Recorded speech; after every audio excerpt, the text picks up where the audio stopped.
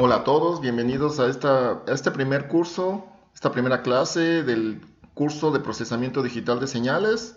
En esta ocasión veremos el capítulo 1 que se refiere a las señales discretas en el tiempo.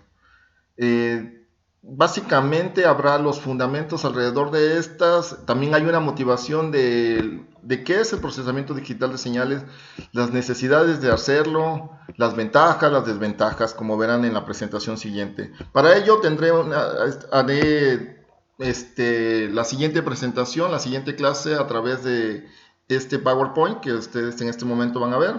Entonces, veamos y empecemos con la clase. Entonces, mencionaba, el capítulo 1 tiene nombre Introducción a las señales discretas en el tiempo. Y para ello necesitamos básicamente y rápidamente ver lo que se conoce como la teoría de la señal, que involucra estas señales y se llama, la teoría de la señal es un conjunto de conceptos y modelos matemáticos inspirados en el análisis funcional, el álgebra lineal y el cálculo de probabilidades. Más exactamente, si observan en esta diapositiva, podemos clasificar la teoría de la señal de esta forma. Tenemos las bases teóricas aquí mencionadas, que son las matemáticas que necesitamos, pero también hay física, hay cosas de física necesarias, o sea, está la matemática y la física, que son fundamentales para poder desarrollar esto que llamamos la teoría de la señal.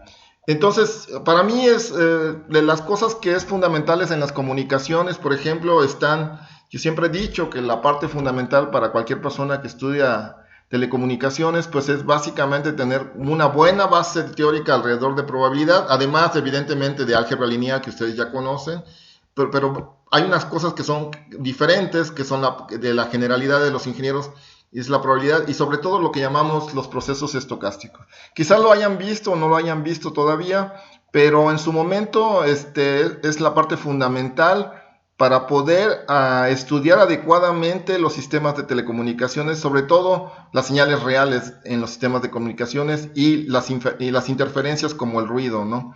Entonces, la idea de estas bases teóricas es que a través de los diferentes métodos que se implementan en esta teoría de la señal, podemos resolver muchas cosas en las diferentes aplicaciones. ¿De qué métodos estoy hablando? Pues ustedes aquí a lo mejor sí reconocen esta simbología de FFT, de la transformada rápida de Fourier que veremos en este curso, pero también hay otras que tienen que ver con el filtrado digital, hay unas cosas muy sofisticadas como wavelets, filtrado adaptable, también tenemos análisis tiempo-frecuencia, descomposición en modos empíricos, la MD, redes neuronales, más recientemente tenemos algo que se llama compressed sensing, que está sustituyendo en algunas situaciones, no se cumple el teorema de muestreo, y entonces esto nos ayuda a compactar la información y reconstruir señales de forma perfecta. El filtrado multitasas, que es súper actualizado en todos los dispositivos que están haciéndose actualmente, tienen sistemas multitasa o filtrados multitasa. Entonces, todos estos métodos sirven precisamente para resolver una problemática, ya sea a través de la instrumentación, a través de hardware, o sea, que se realice en un hardware, pero actualmente la tendencia es ir al software, disminuir las cosas en hardware, sobre todo en las telecomunicaciones. Ustedes lo están viendo con sus celulares, entonces el hardware es sofisticado, compacto, pero casi todo se maneja a través de lo que llamamos aplicaciones, ¿no? Que son programas que se desarrollan y que se suben en este hardware, ¿no? Entonces, la instrumentación pues puede ser a través de las dos cosas y finalmente el mundo de las aplicaciones pues es vasta. Es muy vasta, aquí hay algunas mencionadas, o sea, no es exhaustiva esa lista que está aquí mencionada, desde la astronomía, música, sismología, vibraciones, arqueología, o las cosas que estudiamos nosotros como las telecomunicaciones, la biología, etcétera, ¿no? Entonces, muchas de las cosas que hacemos, primero está la aplicación, y la aplicación nos permite llevar hacia dónde voy a resolver esto, y la problemática me lleva a qué método me puede servir, o qué método voy a utilizar, o a lo mejor qué método voy a sofisticar, porque también la investigación nos permite hacer avanzar estos. Estos métodos siempre se están sofisticando y siempre hay cosas novedosas al respecto. O sea, no es ya por hecho, ya no se hace nada, ya se utilizan tal cual. No, siempre hay un avance al respecto. Entonces, veamos también qué es una señal rápidamente. Pues una señal, hay muchas definiciones. Yo aquí guardé dos que me gustan. Una mucho más asociadas a los fenómenos físicos y otra que está más asociada a lo que llamamos la teoría de la información. Ambas son válidas, es una definición. Entonces, cualquier señal es una manifestación físicamente observable de un fenómeno generalmente eléctrico, acústico u óptico. Entonces, aquí, pues, prácticamente ustedes, por ejemplo, pueden imaginarse una señal de telecomunicaciones viajando en el espacio. Bueno, no la pueden ver porque es una onda electromagnética, pero antes de ser una onda electromagnética, pues si ustedes, antes hay una antena, entonces esa antena es un transductor que permite convertir una onda eléctrica a una onda electromagnética. La onda eléctrica precisamente, pues podía ser ese fenómeno que nos represente una señal de telecomunicaciones, un 0, un 1, una señal digital, o una señal analógica también, que podía ser la voz, por ejemplo, podíamos estar transmitiendo como se hacía anteriormente en la telefonía, y entonces pues podemos imaginar las señales que están generadas de alguna forma, ¿no? Señales de temperatura, señales biomédicas, señales de telecomunicaciones, todo eso tienen alrededor un fenómeno físico. Entonces, ese fenómeno físico, pues generalmente es de esos tres tipos, eléctrico, acústico u óptico. Entonces, podemos observar a través, generalmente de transductores, por ejemplo, ahorita me están escuchando, porque hay un transductor, o sea, yo genero la voz, que es un sistema mecánico más que nada, y acústico, pero ustedes lo pueden escuchar porque hay un transductor, que es un micrófono, y si ustedes observaran justo después del micrófono la señal a través de un osciloscopio, pues verían la representación eléctrica de esa señal de voz. Y la escuchan pues a través de una bocina, ¿no? Entonces, y la otra parte va mucho más de la teoría de información que nace en la final de los años 40, que con Shannon, que es la representación física de la información que es llevada de una fuente a un destinatario. Generalmente tenemos tres bloques ahí. Tendríamos el transmisor, el canal de comunicaciones y el receptor. Y antes del transmisor, pues el transmisor está la señal de entrada, o sea, lo que queremos transmitir, la señal, y el destino, pues a dónde queremos llevar esa señal. Entonces, desde ahí viene bloques simples que engloban muchas cosas de los sistemas de comunicaciones, esto que tiene que ver la teoría de la información. Entonces, pues ejemplos, pues aquí están mencionados, ya les había dicho, voz, audio, videos, imágenes biomédicas, nucleares, etcétera, ¿no? Generalmente lo importante de estas señales es que tengamos modelos matemáticos para representarlas. Las señales es una función real o compleja de unas o más variables que son reales o enteras. Por ejemplo, pues tenemos voltajes que podemos representar de esta forma como B de t a coseno de 2pi ft más teta. Y pues también podría ser el mismo voltaje representado como A es una constante aquí y A de t y la fase de estos son en función del tiempo. Entonces, si se dan cuenta, esto es mucho más clásico en la parte de que A es una constante, teta es una constante, es una fase fija. A diferencia de esto, están variando en el tiempo estas amplitudes y estas fases. Eso lo hace más complejo porque entra en el dominio de señales que llamamos aleatorias, que es la realidad. En nuestros fenómenos físicos, las señales que tenemos en la práctica, incluyendo las señales de telecomunicaciones, son señales aleatorias. Tendremos que tratarlo con estos modelos probabilísticos. Ustedes seguramente en el curso de comunicaciones digitales verán esta parte de los procesos estocásticos. Yo no me detendré en esto porque no es el objetivo de ver esta parte de los procesos estocásticos, sin embargo, pues hay que mencionarlo. También están las señales espaciales, que son las imágenes, por ejemplo, que podemos representar con dos variables, X y Y, o X, Y y Z, también podrían ser en tres dimensiones, o sea, las señales espaciotemporales, que también podían ser en tres dimensiones, nada más que aquí son imágenes fijas a lo largo del tiempo. Entonces, son representaciones que tenemos de estas señales, de estos modelos son necesarios. Y pues, ¿por qué utilizar esto del procesamiento? ¿Por qué necesitamos transformar las señales muchas veces? Porque necesitamos adecuar. Hay muchas razones. Aquí menciono algunas simplemente. de amplificar, detectar patrones. Por ejemplo, alrededor de los canales de transmisión, pues la señal debe sobrevivir, aquí lo puse en cursiva la palabra sobrevivir, a un canal de transmisión, porque los canales pues tienden a distorsionar las señales que transmitimos en las telecomunicaciones, y tienden a agregarle ruido, entonces tienden a desaparecerlas muchas veces. Entonces tenemos que hacer algo para poder evitar eso. Entonces el procesamiento digital de señales es fundamental.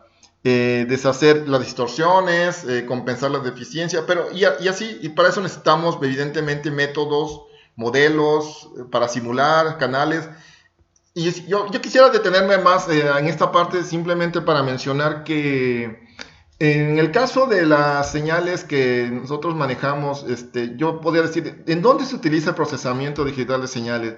Pues yo les podría decir, ustedes me mencionan algo, por ejemplo, específicamente de las telecomunicaciones, cualquier cosa, y les podría mencionar que seguramente hay algo de procesamiento en alguna parte. Por ejemplo, en el smartphone, que es una sofisticación el smartphone. Pero entonces dirían, bueno, cuando ustedes llaman por teléfono, cuando utilizan el teléfono, llaman por teléfono, ahí hay procesamiento digital de señales sofisticado, porque la señal se codifica, se compacta para generar una cadena de bits de ceros y unos, extremadamente corta, en tiempo muy, muy pequeñito. O sea, hay una sofisticación. Cada 20 milisegundos, cada 10 milisegundos en realidad, se actualiza esta codificación, y es una sofisticación del procesamiento de señales que no se ve, es natural, pero ahí está. ¿Y qué más podrían decir? Pues en todos los transmisores y receptores necesitamos compensar las interferencias del canal. Entonces tenemos que implementar algoritmos en el receptor, sobre todo, para evitar lo que llamamos la interferencia del canal, que eso se llama, desde el punto de vista de la teoría de la señal o del procesamiento digital de señales, la estimación del canal, y se hace a través de filtros adaptables muy sofisticados actualmente. Entonces eso trata de compensar cualquiera una de las señales que llegan con ruido, muy desvanecidas o con diversos patrones afectados. Entonces es importante decir que hay procesamiento, y así sucesivamente cada una de las partes podríamos siempre encontrar algo de procesamiento. Ya no decir más de los esquemas mismos actuales de comunicaciones, como el sistema OFDM, que básicamente es procesamiento digital de señales, que precisamente se logra por la parte electrónica. Todo se puede realizar a partir de los años 2000, porque la electrónica avanzó sustancialmente y se pudo implementar en forma de tiempo real, porque ya la teoría ya estaba establecida desde antes. Entonces es importante entender que el procesamiento ha hecho los cambios significativos en nuestra vida cotidiana. Yo voy a seguir en esta presentación, y finalmente aquí hay unas ventajas que se mencionan. Aquí arriba menciono que están más o menos donde podemos ver la parte de procesamiento a través de convertidores analógicos digitales o digitales analógicos, las computadoras, o sea, los CPU de las computadoras, los DCPs, que son en realidad Digital Signal Processors, que son los procesadores digitales de señales. Es un hardware específico que se utiliza para hacer algunas tareas muy específica de procesamiento, que es más útil hacerlas en estas plataformas que hacerlas directamente en una computadora. Sin embargo, últimamente ha avanzado las cosas, que han ido hacia algo que llamamos, por ejemplo, en las telecomunicaciones, el SDR, el Software Defined Radio. Entonces, los radios definidos por software. Entonces, la idea es utilizar el mínimo de hardware, hacer conversiones analógicas digitales, ya sea o digitales analógicas, depende si es el transmisor o el receptor, de alguna forma, y entonces en ese momento hacer el procesamiento. Entonces el procesamiento llega a ser sofisticado, y ya estamos haciendo el hardware mucho más ligero. Entonces ha ido cambiando eso. Entonces esas son algunas de las ventajas o desventajas del procesamiento. No lo leeré, no tiene sentido en este caso. Ustedes tienen la presentación, entonces pueden leer esta parte. Sin embargo, lo que sí es importante decir es esto, que cómo ha avanzado el procesamiento. Entonces, si antes yo decía, por ejemplo, cuáles son las cosas fundamentales que todo ingeniero en comunicaciones debe saber, y antes hubiera dicho, bueno, aparte de la matemática clásica, pues es Fourier, sin duda, procesos estocásticos, para poder atacar adecuadamente todos los sistemas de comunicaciones, que sepan, sobre todo los sistemas actuales, y ahora diría, pues también que sepan procesamiento digital de señales, o sea, que sepan programar, es lo que es fundamental, que sepan programar y que sepan programar estas nuevas plataformas que involucran procesamiento digital de señales. Entonces es fundamental ya agregar estas dos cosas, la programación y el procesamiento digital de señales, como cosas fundamentales para cualquier ingeniero en telecomunicaciones. Espero que este curso pues los motive, no solamente para que no lo vean como matemáticas de más. Si quiere la gente seguir haciendo, puede ser ya cosas más sofisticadas, pero evidentemente necesita bien las bases para poder ver después algo más sofisticado. Entonces veamos, aquí puse una pequeña motivación. Les explico de qué se trata. Tenemos una señal, aquí está en azul. Esta señal es una señal real. Esta señal viene de un reactor nuclear. Este es el reactor de Laguna Verde que está en Veracruz. Laguna Verde, Veracruz, es el reactor que tenemos. Nada más tenemos una planta nuclear que es Laguna Verde en México. Y esta planta nuclear tiene dos reactores. Entonces, esta es una señal que se produjo, es un fenómeno que se produjo en 1995, si ustedes observan.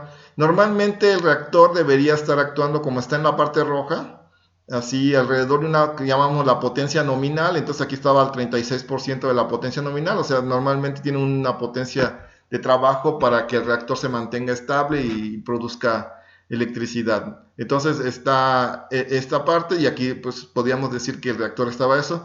Cuando vemos este comportamiento hacia el final de esta señal, pues ustedes dirían eso está creciendo y es potencia, efectivamente es potencia, entonces significa que el reactor está en peligro, o sea, puede explotar el reactor. Entonces en ese 1995, aquí al final ya la señal se hizo algo que se llama scram, que es apagar el reactor.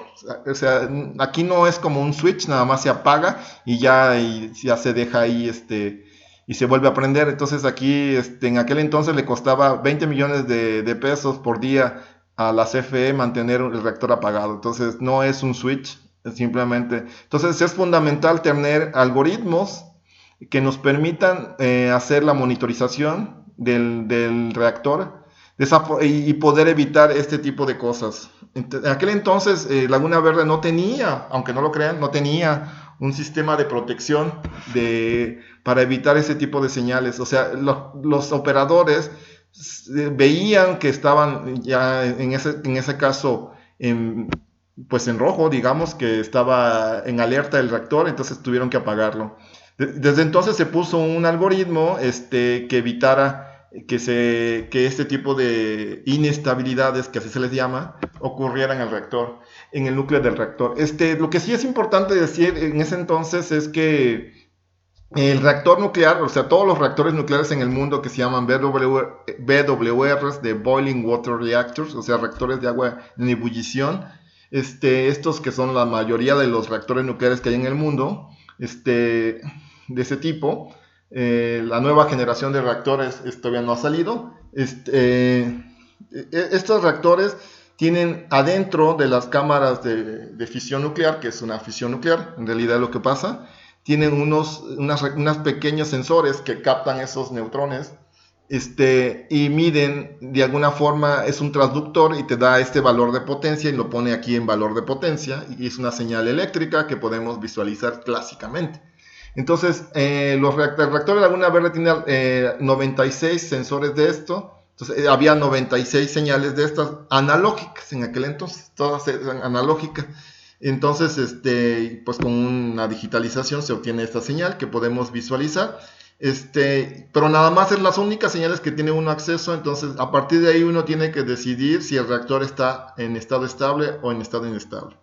Y no es un modelo, son señales reales.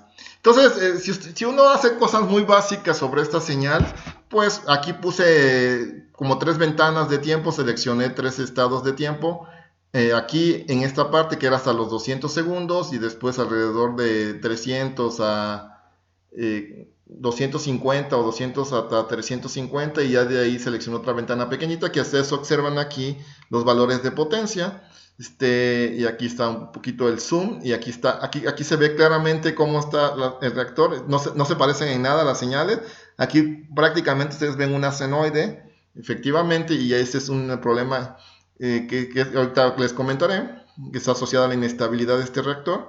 Y entonces, ¿qué podíamos hacer? Pues bueno, ustedes ya dirían lo clásico. Lo clásico sería una transformada de Fourier. Vamos a ver qué hay adentro de esas cosas frecuencialmente. Entonces, es lo que hice una transformada de Fourier, y pues aquí tiene la transformada de la señal completa. O sea, agarré toda la señal aquí, no pedacitos, sino toda la señal, y aquí hice la transformada de Fourier. En este caso la discreta, pues que veremos en nuestro caso. Entonces, pues vimos, y aquí vemos que está en cero.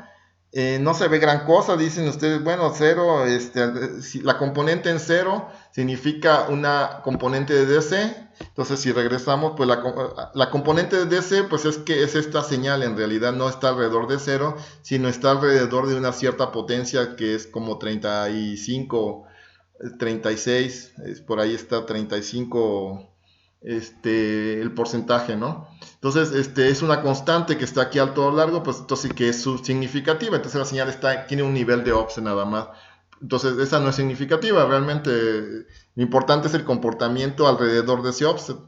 ¿Y qué más vemos aquí? Pues aquí se alcanza a ver quizás algo aquí, aquí alrededor de punto 50 y tantos. Entonces, si observamos, hacemos un zoom, pues vamos a observar con más detalle. Es lo que les voy a mostrar. Bueno, esta es la componente de DC que ya les mencionaba, entonces que corresponde a ese nivel de potencia de la señal. Y el nivel de offset, pues observamos y hicimos un acercamiento, y pues sí, está perfectamente alrededor de cero. Es una senoide. Por cierto, esto después lo vamos a estudiar. Esto corresponde a una senoide. Bueno, perdón, eso no corresponde sino corresponde al componente de DC en este caso. Después veremos por qué aparecen estos lóbulos. Perdón.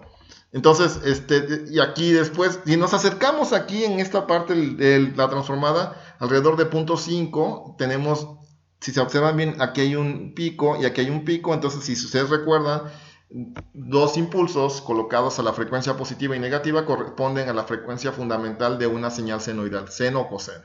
Entonces, eso es lo que tenemos. Aquí es la magnitud de esta cosa, entonces puede ser un seno o un coseno. Entonces, si hacemos el zoom, pues ese es alrededor de punto 5. En realidad, si observan bien, esto está en punto 53, 53, y entre punto 53 y punto 54, estrictamente. Entonces, ahí está el pico, esto que estamos observando.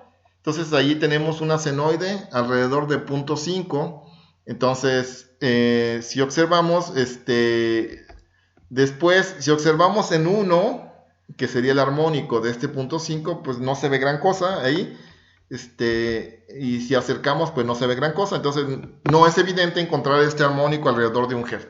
Entonces, Fourier pues nos da ciertas cosas. Globalmente nos dice que había por ahí quizás una componente alrededor de punto 5, pero nada más.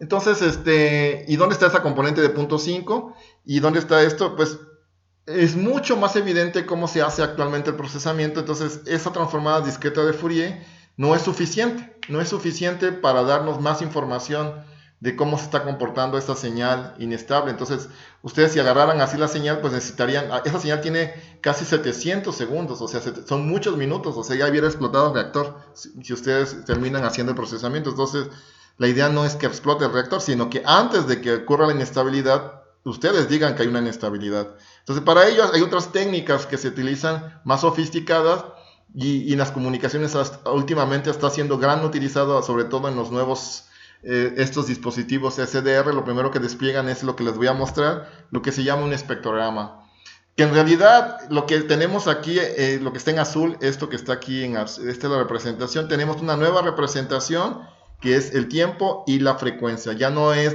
la frecuencia nada más. Si observan bien aquí la frecuencia, volví a dibujar el espectro que teníamos, la parte positiva nada más, porque esta es la frecuencia, pero nada más está de 0 a 2.5, que es la que veremos después, que es la frecuencia de muestreo sobre 2. Quiere decir que esta señal que estamos viendo fue muestreada a 5 Hz. Pues sí, porque tiene componentes a muy baja frecuencia, no necesitamos muestrearla a mucho.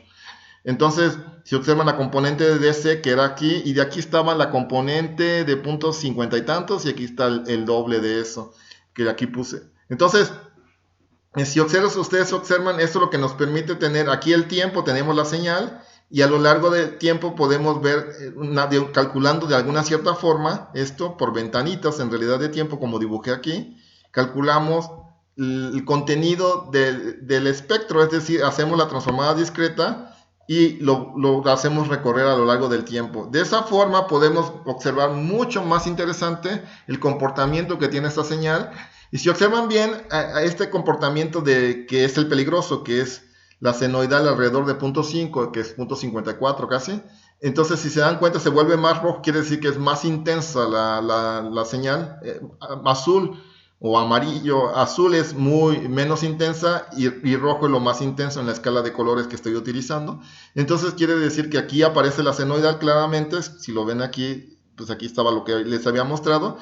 Y esta parte se ve claramente, como ya les había mostrado en el zoom, que correspondería a una senoidal, y efectivamente, 0.5. Y sin embargo, fíjense que si existe un armónico, aunque aquí no se veía gran cosa, si existe un armónico a partir de cierto tiempo de 1 Hz. Y por supuesto, lo que siempre existe es la componente de DC, que es este valor medio de la señal. Entonces, eso siempre existe. Entonces, ¿cuál es la idea de todo esto? Pues cuando nosotros decimos, bueno, sí, efectivamente, el problema es que si uno quisiera imaginar que el reactor no entrara en inestabilidad, pues tendrían ustedes que detectar en esta zona antes la inestabilidad. Eso se vuelve un reto. O sea, detectar en esta zona una senoidal es muy simple. Entonces, si antes hubiera los que se llaman monitores de estabilidad, pues pueden hacer eso porque es muy sencillo. Pero hacerlo antes, es decir, predecir, digamos de forma simple, predecir que va a haber una inestabilidad, eso se vuelve muy complejo. Y eso sí requiere un procesamiento complejo. Por ejemplo, nosotros hemos trabajado durante muchos años haciendo esto. Incluso hemos tenido hasta un premio obtenido por haber publicado cosas interesantes sobre este tipo de inestabilidades, no nada más sobre esta señal, sino en general sobre la inestabilidad de este tipo de reactores. Entonces, tratando de predecir estas inestabilidades y evitar que se apague el reactor o evitar que quede en oscilación mucho tiempo el reactor. Entonces, eso es el procesamiento, o sea, esa es sofisticación. Nosotros vamos a ver el espectrograma más adelante en el curso, como parte de la transformada de Fourier y avanzando en la parte de tiempo-frecuencias. Entonces ya regresaré cómo se obtiene este famoso espectrograma. Y entonces para terminar esta motivación, recuerdo que entonces no se vuelvan usuarios, insisto, entiendan lo que se está haciendo. Entonces el concepto fundamental sigue siendo la transformada discreta de Fourier en este caso, y lo hacemos a lo largo del tiempo. Y eso le vamos a llamar una representación tiempo-frecuencia, que no es la única, el espectrograma no es la única, hay cosas mucho más complejas, mucho más sofisticadas. Entonces hay libros completos de representaciones de tiempo-frecuencia. Es un pequeño dominio que había mencionado, uno de los métodos de análisis de las señales. Ahora bien, pues empecemos los conceptos que necesitamos. Vamos a empezar este curso con las señales de estudios, pues son las señales que llamamos discretas en el tiempo. Entonces, ¿dónde estamos exactamente en nuestras señales de estudio con respecto a estas famosas señales discretas en el tiempo? Pues vamos a tener aquí, para que me vean claramente, tenemos una conversión analógico-digital. Entonces tenemos una señal analógica X de T, y la señal digital pues son una cadena de bits, de ceros y unos. Entonces esa es la señal digital. Entonces en el proceso de conversión analógico-digital pues hay 3 etapas. Está el muestreo, está la cuantificación y está la codificación. Entonces, aquí no vamos a explicar todo, ya esto ya lo habrán estudiado en su curso de comunicaciones 2. Entonces tenemos el muestreo, pues tenemos una señal que ahorita me concentraré en el muestreo, que aquí está representada como X de NTS, donde TS es el periodo de muestreo. Y la cuantificación, lo que hace esta señal, esta señal de muestreo finalmente es una señal que llamamos discreta en el tiempo, es decir, ya no tenemos toda la señal continua, sino nada más tenemos muestras de ellas espaciadas en múltiplos de este que llamamos el periodo de muestreo. Y la cuantificación, el cuantificador lo que hace es discretizar la amplitud para que yo pueda hacer un codificador y agregar palabras binarias a cada uno de los posibles niveles de amplitud dadas por el cuantificador. Entonces este proceso me lleva a ya simplemente asignar palabras binarias a esos valores de amplitud fija que tengo. ¿Qué es lo que vamos a estudiar aquí? Aquí lo que estudiaremos son lo que llamamos las señales muestreadas, las señales discretas en el tiempo. Entonces, se dan cuenta, no es que no procesemos ceros y unos, en realidad sí procesamos ceros y unos, pero las modificaciones sobre los algoritmos las hacemos directamente sobre las muestras de la señal. Entonces hay que entender esto. Entonces, a lo mejor este curso debería llamarse Introducción a las señales discretas en el tiempo, señales y sistemas discretos en el tiempo, como menciona en el libro de Oppenheim, que es señales discretas en el tiempo, no procesamiento de señales discretas en el tiempo, no de procesamiento digital de señales. Pero bueno, es una cosa nada más como histórico, eso de procesamiento digital. Entonces realmente lo que nos interesa manejar adecuadamente son las muestras de la señal. Entonces necesitamos entender que las muestras vienen generalmente de este proceso de conversión analógico digital. Es fundamental. Entonces es fundamental también pues que se acuerden de lo que es el muestreo. El muestreo pues aquí no lo vamos a estudiar, simplemente vamos a hacer las cosas fundamental que recuerden.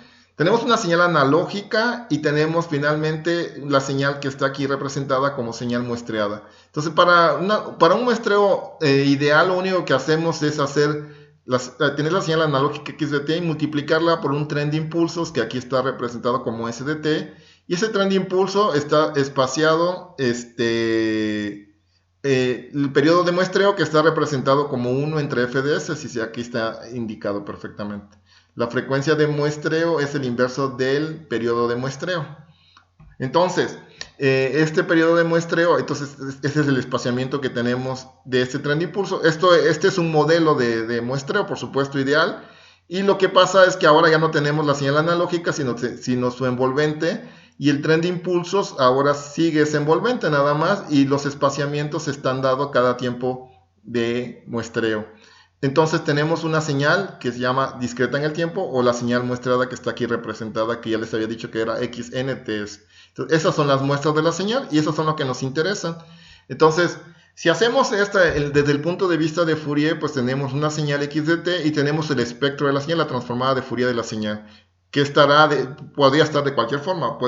Aquí está representada con un pequeño triángulo limitado hasta una cierta frecuencia y si hacemos en el tiempo, hicimos el producto con un tren de impulsos, pues en la frecuencia ahora vamos a hacer la convolución con la transformada de Fourier de ese tren de impulso, que resulta en un tren de impulso nada más que ahora esta señal no está aquí en el tiempo, está espaciado el periodo de muestreo y en la frecuencia está espaciada la frecuencia de muestreo. Entonces cada uno de estos impulsos en el espectro de ese tren de impulso pues es otro tren de impulso, pero espaciada la frecuencia de muestreo. Y cuando hacemos la convolución, si recuerdan bien, la convolución de una señal con otra señal, entonces simplemente la convolución de dos señales continuas, en este caso, pues simplemente es la misma señal y está localizada en ese impulso. Entonces si se hace por el impulso localizado en 0, pues se repite el espectro de la señal analógica y se centra en 0.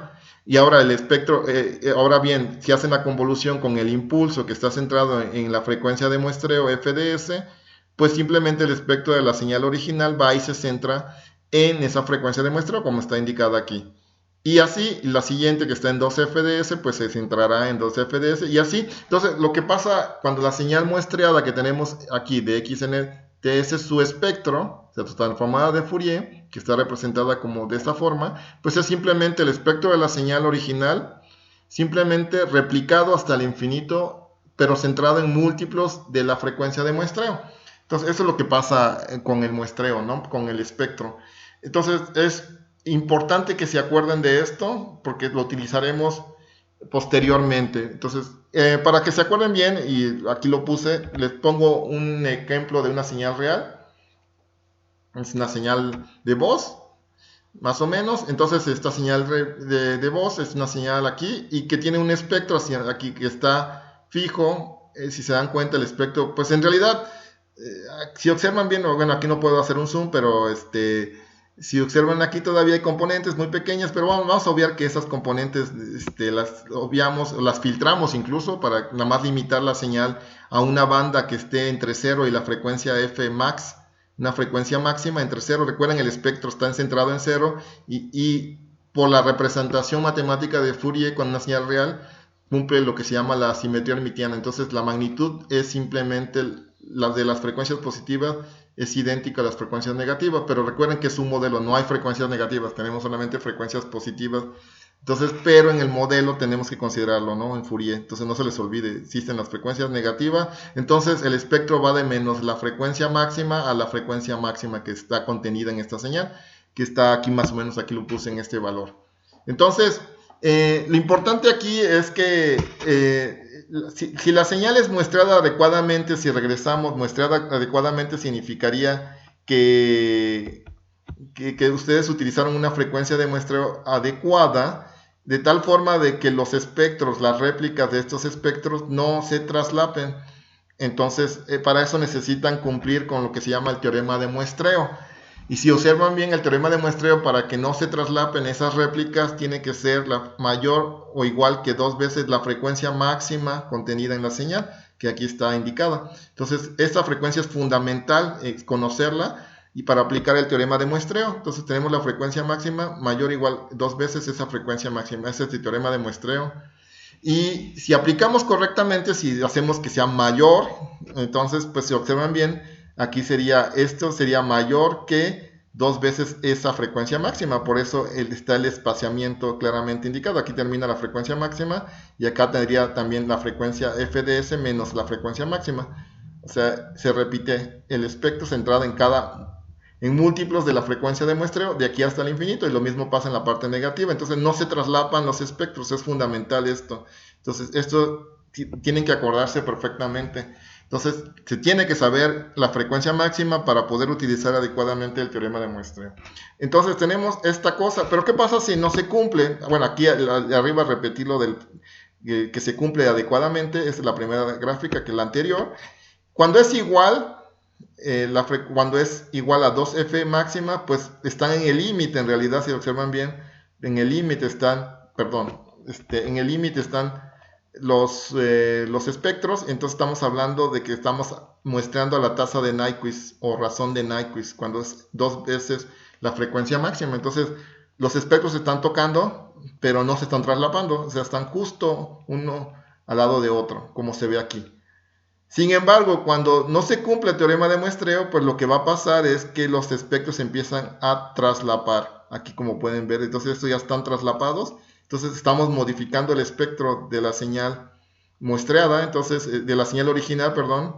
Entonces hay que tener cuidado cuando se muestra. Es fundamental conocer la frecuencia máxima señal para poder utilizar adecuadamente el teorema de muestreo. Entonces es fundamental que se acuerden de eso, para evitar el traslape de los espectros. Eso también se llama en inglés aliasing, porque lo llaman las alias precisamente. Las réplicas le llaman las alias de esta cosa, del espectro original, y se repite hasta el infinito en múltiplos de la frecuencia de muestreo. Eso es importante, el eje de las frecuencias, que se acuerdan, porque nosotros más adelante lo vamos a ver cuando veamos Fourier, y hay que entender perfectamente esto. Entonces yo insisto, estas 2-3 láminas son fundamentales, que se acuerden. Entonces sobre el teorema de muestreo. Por el momento aquí no lo vamos a utilizar en esta primera clase, pero yo sí será necesario en la transformada discreta de Fourier. De todos modos regresaré seguramente con esta gráfica en aquel entonces. Entonces, siguiendo con la clase, pues vamos a definir precisamente nuestras señales discretas en el tiempo. Generalmente, matemáticamente en realidad se llaman sucesiones. En inglés se llaman sequences. Se llaman sucesiones en español. Entonces están definidas de esta forma. Una sucesión es un conjunto de números en realidad ordenadas que va de menos infinito a infinito. Esa es la representación que tenemos, x de n, que va de menos infinito a infinito, y es una secuencia de números reales o complejos que son nuestras muestras en realidad. Si lo quieren ver así, estamos ordenando las muestras. Entonces Aquí están ordenadas precisamente en el n, en realidad corresponderá a lo que nosotros llamaríamos el tiempo discreto. Entonces tendríamos el tiempo discreto menos 2, menos 1, 0, 1, etcétera. Xn denota el enésimo número de la sucesión. Esta es la parte oficial matemática, digamos la definición de una sucesión, que normalmente la abreviaremos de esta forma, xdn, entre corchetes, pero en la práctica, en el procesamiento digital de señales, nosotros no utilizamos esta notación. Lo que utilizamos es las siguientes formas de escribir las sucesiones, o que llamaremos más seguido como señales discretas en el tiempo, porque es lo que queremos que se acuerden, que son señales discretas en el tiempo, xn o xdn. Si recuerdan bien, xdn o xdn, las señales, si regresamos a las señales muestreadas aquí las representamos como xdnts. Entonces, si observan bien, pues el ts en esa sucesión sería, el tiempo de muestreo sería 1. Quiere decir que lo que estamos haciendo es que en realidad nada más estamos agarrando las muestras y poniéndolas en una secuencia de números nada más. Entonces, es lo que estamos haciendo. Entonces, aquí obviamos el tiempo de muestreo en realidad, pero no hay que olvidarlo. El tiempo de muestreo existe en estas señales seguramente. Entonces, yo utilizaré más esta notación de x paréntesis n en vez de corchetes. Los libros utilizan una u otra, los artículos actuales utilizan uno u otro. O sea, no hay ya ningún problema, o sea, nadie se queja de eso. Son ambas válidas. Esta es la notación que utilizaremos a lo largo del curso. Entonces, lo insisto, esta notación no incluye evidentemente el tiempo de muestreo, pero sí existe siempre, seguramente, el tiempo de muestreo por ahí. Y la representación de estas sucesiones o estas señales discretas en el tiempo, pues la representaremos cada valor, que se podría venir, cada muestra, digamos, no será con un impulso, sino será en realidad correspondería a un impulso discreto, si lo quieren ver así. Que lo representaremos con una línea y un puntito, una barra y un puntito arriba, un circulito. Es la forma de representar. Aquí tenemos el tiempo discreto. Entonces tendríamos 0, 1, 2, 3, 4, o desde menos infinito también tendremos menos 3, menos 2, menos 1, y tendríamos los diferentes valores que corresponderían a x0, el tiempo 0, x1, el tiempo 1, el tiempo 2. Entonces representamos con este tipo de gráfica. Esto en MATLAB se puede hacer también. Hay un comando en vez de plot que une los puntitos, les queda este diagrama de barras y puntitos, se llama STEM, S-T-E-M. Entonces, digamos, pueden generar estas representaciones. Es una representación, insisto, que es la que está actualmente ampliamente usada, y es la que nosotros utilizaremos en este curso. Otra vez, recordando que en la práctica trataremos con señales que vienen de un proceso de muestreo. Entonces tenemos la señal analógica, x de t. Entonces nosotros tendremos en realidad la señal muestreada y tendremos evidentemente la forma de representar esa señal discreta en el tiempo, simplemente obviando que ts y poniendo el ts como 1. O sea, solamente nos interesa ordenar esto. Entonces aquí el espaciamiento que hay entre 0 y 1, 1 y 2, etcétera, es el tiempo de muestreo si vienen de un proceso de muestreo. Entonces es importante que se acuerden. Entonces es muy importante que se acuerden. Entonces hay que tener en cuenta en los desarrollos, sobre todo en la parte que nos interesa, que tiene que ver con la transformada discreta de Fourier. Ya en su momento llegaré a eso. Y esta parte, para terminar esta primera clase, pues rápidamente mencionaré las sucesiones o señales discretas básicas, que son fundamentales para lo que podemos representar. Está el impulso unitario. Esta no es una delta de Dirac, se llama una delta de Kronecker, y es muy sencillo de definir. Aquí sí, a diferencia de la delta de Dirac, que tiene energía infinita, potencia infinita, que es una cosa, que es una distribución, aquí no, esta es algo que está definida simplemente como delta de n es igual a 1 para n igual a 0, y aquí vale 1 para n igual a 0, a diferencia del delta de Dirac, que su área vale 1, aquí sí vale 1, y 0 para diferentes de 0. Entonces la representación que tenemos esta de aquí es muy sencilla, la delta de Kronecker o impulso unitario que vamos a manejar a lo largo del curso. La siguiente sucesión es el escalón unitario que representaremos como U de n y es como cualquier escalón, es un escalón muestreado, si se dan cuenta el clásico sería 1, valdría 1 para n mayor o igual que 0, aquí otra vez sí está perfectamente definido en 0, no hay una discontinuidad como en el caso continuo, aquí el escalón vale 1 en n igual a 0 y de ahí en adelante, y 0 para los valores negativos del tiempo discreto.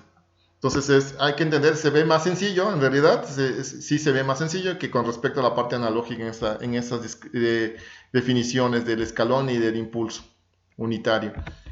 Y hay una función que vamos a utilizar también ampliamente que nos interesa, que se llama la exponencial real, que va a ser definida como AN. AN es la exponencial discreta, pero nos va a interesar cuando está nada más para valores positivos, entonces representamos como AN y la multiplicamos por un escalón, entonces solamente nos interesan los valores positivos. A es una constante. Entonces, si observan bien, aquí están graficados para 4 diferentes valores. Entonces, como es una constante, pues puede tomar cualquier valor real. Entonces, 0.8, aquí dibujé, este es menos 0.8, 1.5 y menos 1.5. Si observan bien, todas empiezan en 0. Y, o sea, de 0, de menos infinito hasta 0, pues vale 0, por el escalón aquí que está indicado. Solamente nos interesa el decaimiento que tiene, o la subida que tiene, o el crecimiento que tiene esta exponencial. Entonces, si observan para valores menores que 1, que es este caso, valores que 1, la exponencial decae con el paso del tiempo. En el caso de la negativa se alternan los valores entre positivos y negativos. Si tienen dos envolventes de decaimiento, si observan bien. En el caso positivo, pues nada más hay un envolvente de decaimiento, entonces es el comportamiento que tienen. Sin embargo, cuando es mayor que 1, esta exponencial crece, si observan bien.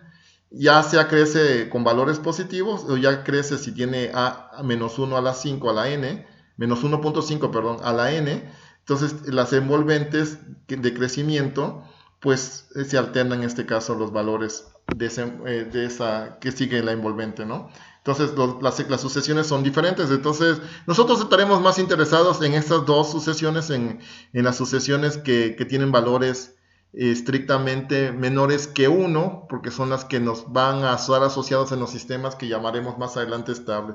Pero en general, pues esas pueden generar cualquiera una de las sucesiones que se mencionan aquí. Y tenemos también pues la famosa señal senoidal, como siempre. Nosotros tenemos la señal senoidal que es A coseno omega 0n. Omega 0, recuerden, es la frecuencia angular del coseno.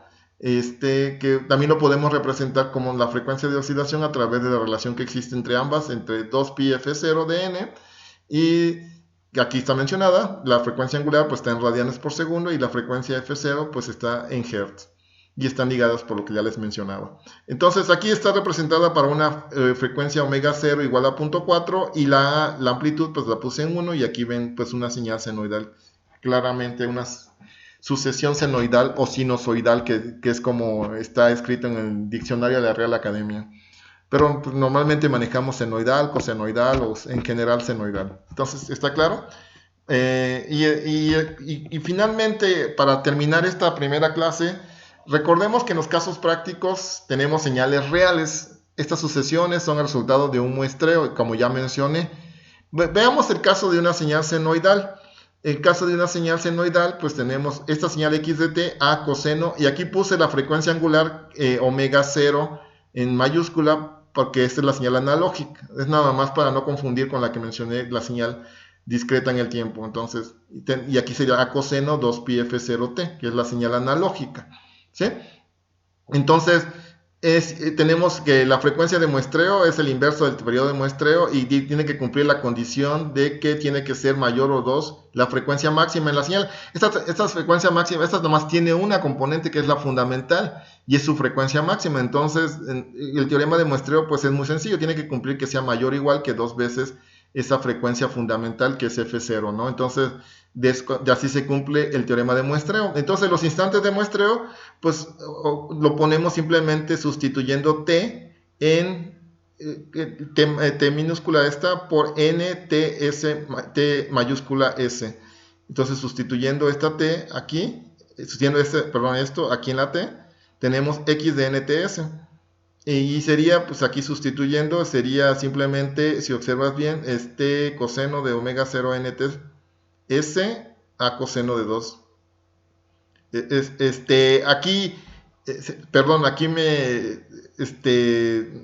tuve un pequeño error, aquí tuve que haber puesto omega mayúscula, perdón, aquí era omega mayúscula 0, no me di cuenta, entonces aquí es. Entonces, pero bueno, siguiendo esta parte sí está bien, es de NTS, y aquí sustituyendo y trabajando sobre esta parte, olviden esto, insisto, esto se repetiría aquí, aquí no está correcto. Entonces, a coseno de 2pi f0 nts, entonces sustituyendo aquí y trabajando en esta parte de la ecuación, entonces tenemos a coseno 2pi f0, recuerden que ts es el inverso de la frecuencia de muestreo, entonces sería f0 n 1 entre fs, entonces podemos agrupar la relación f0 entre fs y escribirlo todo eso como 2pi.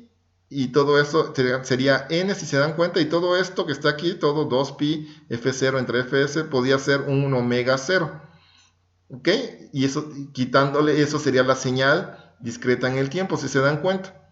Entonces, si se dan cuenta, la señal discreta en el tiempo viene de un muestreo, y todo esto que está aquí correspondería a omega 0, que sería la frecuencia angular discreta o digital, que no es la misma que la frecuencia angular analógica, si se dan cuenta, porque aquí ya está involucrando la frecuencia de muestreo. Entonces, ¿qué significa eso? Que nosotros podemos obtener este valor de omega 0 haciendo combinaciones de la frecuencia f0 y fs. O sea, si tenemos una frecuencia f0 analógica y le ponemos cierta fs, nosotros podríamos obtener, si se dan cuenta, varias veces, muchas veces en realidad, la misma señal discreta en el tiempo.